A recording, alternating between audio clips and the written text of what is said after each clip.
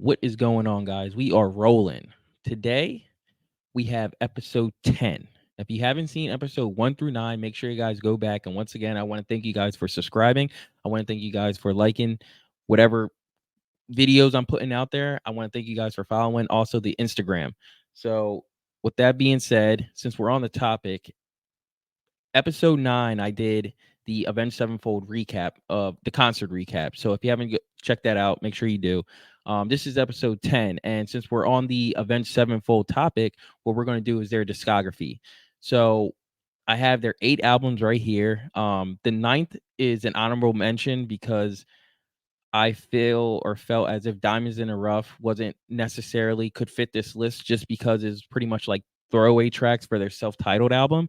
So we're just going to honorable mention, Diamonds in the Rough. I thought personally it was, throwaway tracks in my opinion. I mean, you could definitely tell, although there were some pretty good, hits on there. But we're just going to start from the worst to the best. So at number 8, I have Sounding the Seventh Trumpet. Number 7, Waken the Fallen. Number 6, Hail to the King. Number 5, Nightmare. Number 4, Life is But a Dream. Number 3, The Stage. Number 2, Avenged Sevenfold, their self-titled album. And at number 1, I have City of Evil. Easy. So let me talk about my number 1 because this album to me, there's no skippables. I think this is probably no, I know this is the best album that they've done. I love this album. My first introduction to this album was actually a track called Backcountry, and that was on, I believe, Madden 2006. I believe. Damn, I would have to check that, but I'm pretty sure it was Madden 2006 with McNabb on the cover. That was literally my first introduction to this album. I wind up doing some digging later on, and I remember listening to a track called Beast and the Harlot, and this too is also on this album. So this for me is easily number 1 just off the strength of those 2 songs, and then just the whole album itself. It's just a very, very well put together album.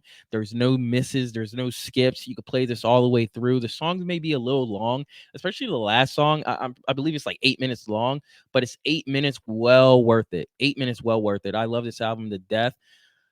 When we get to So here's my thing. When I was making this list, I thought number 2, number 3, number 4, I thought this was just going to be like an easy list to make after my number 1. However, it was not an easy list to make.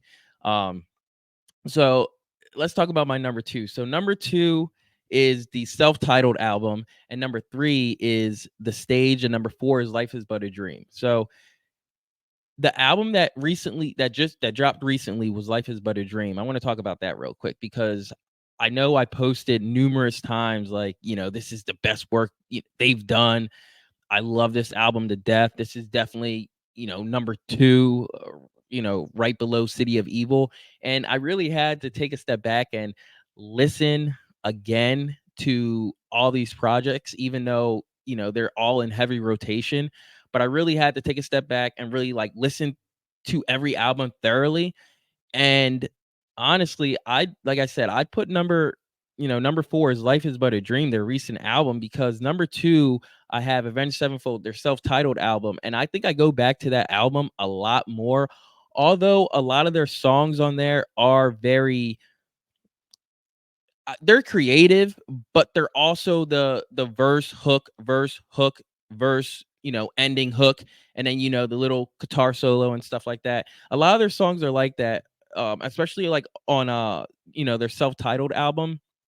If you're comparing it to something like The Stage or something to like Life is But a Dream, but I go back to that album more than anything, literally more than anything. And then I want to go down to number 3, The Stage. And I actually have that slightly above Life is But a Dream, which is their recent album. And the reason I have that slightly above is just the way they start the album, man. It's great. It's great. There's the self-titled, you know, track, The Stage, the way they just started and then just going on and on. I could probably do without the last song. It's like 15 minutes long on that album. I could probably do without, but even then, like going back and listening to it, I'm like, you want to know what? This song ties the whole album together, you know? So I would y so yeah, I have the stage slightly above Life is But a Dream, and just track for track, man, it's definitely a great project. And then, yeah, number 4, we have Life is But a Dream, they're recent, and like I said, man, I don't get me wrong, I love this album to death. It's very good. It's to me, it's different. I remember first listening to the single, their first single, Nobody, and I actually thought it was at first listen because like, we haven't got an album from them in, I wanna say it was, like, 6 years. I want to say 6 years because their last album was The Stage before this one, and we haven't got an album from them for 6 years. And I would say, like, the single Nobody was a little weird at first, and I wasn't 100% sure if I liked it because it was just something different that they were doing. So I was like on the fence with it, but the it's one of them songs, the more you listen to, the more you just gravitate to, and the more you're like, yo, actually, this is actually a really dope song. And even like the album itself, I remember listening to the album, or I'm sorry, I listened to the single first, and then because that came out, I don't know, a few months before the album, and then they dropped another single, We Love You. And I remember listening to that song, and I was still on the fence with that song because I'm like, man, I don't know if I like this or not. And the more, it's just one of them songs, the more you listen to, because I understood they were doing something different. And it's like the more I listened to it, the more I was like, you want to know what? This song is actually dope too. I remember the first time listening to it, you know, it kinda, like, rattled my brain a little bit. It was kinda like an encrypted, like, codes going on and, like, numbers and letters and all this other stuff. But, like I said, the more I listen to it, the more I like it. And then you guys already know how I feel about Cosmic. It's right in dead in the middle of this album. You already know how I feel about Cosmic. Cosmic, to me, is definitely my top 5 favorite songs from Avenged Sevenfold. I post it all the time. Come on, Cosmic. Come on. You gotta love Cosmic. If you haven't listened to Cosmic, yo, go listen. Go take a listen. So yeah, I have that at number 4. Number 5, Nightmare. Now, Nightmare was a great album. It definitely was a great album. I'll give it that, especially how they start off the album with the self-titled track Nightmare. So good. And then, you keep on going down and down. Then you have Natural Born Killer, or yeah, Natural Born Killer, I believe that was the name of the song. Yeah, they definitely had a lot of hits on Nightmare. Number 6, I had Hail to the King. Hail to the King, to me, it was okay. And then it just goes back to, the verse, the hook, the verse, the hook, the verse, the hook. And it was good. I mean, you can listen straight through, but there's also, like, a lot of the times I really only go back to 2 songs, and that's Heretic and Coming Home. Planets is okay. Live, when you watch them play some of these tracks on here that are live, like the self-titled track Hail to the King, or um Shepherd of Fire, like, those tracks are actually, like, really good if you go and see them live and they play live. It's a very good. But yeah, this album really didn't quite do it for me. So that's why I have it at number 6. And then we have number 7, Waken the Fallen. I thought Waken the Fallen was actually a pretty good album, although it did fall at number 6. I would probably switch Waken the Fallen where Hail to the King is at. I think I might actually do that because Waken the Fallen, they had chapter 4 on there, and if you know chapter 4, you know that that song was actually on Madden 2004 with Mike Vick on the cover. And yeah, that song is great. They have Unholy Confessions. I know that's definitely a hit. A lot of people love that song. Me personally, I think it's a pretty good track. They have, they have overall, it's a pretty good album in my opinion. So I think I'd actually put that over Hail to the King. I think we could do that. And then the other day, so at number 8, I have Sounding the Seventh Trumpet. And what I was going to get to the other day, I actually put this album on and I listened to it straight through.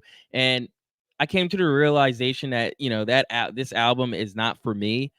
There's like a few times I've listened to it, but recently, like I said, the other day I listened to it and I just came to the realization that it's just not for me. Like, it's not a bad album, but the songs and, it was their first album. It's just not for me. And you could tell how much, you know, they polished their sound from, you know, sounding the Seventh Trumpet, which is their first album, to Waken the Fallen, which is their second, to, City of Evil, which is their third, in my opinion, is a classic. And you could tell how much they polished the sound up, man. You could definitely tell. And, just going back to honorable mention, Diamonds in the Rough, I thought that was a pretty okay compilation album. Like I said, it was a lot of like throwaways. But instead of just like not releasing it, they wanted to, give it to us as a gift. So I appreciate that. And there are some hit and misses on there, because there's a lot of songs where I'm just like, I could really do without. There's a lot of songs. Um, so yeah, and that's my Avenged Sevenfold discography. So if you got this far in the video, make sure you go subscribe, make sure you go like, and then make sure you also go follow the Instagram page. And let me know what is your favorite Avenged Sevenfold song or Avenged Sevenfold album. With that being said, I'll see you on the next one. Late.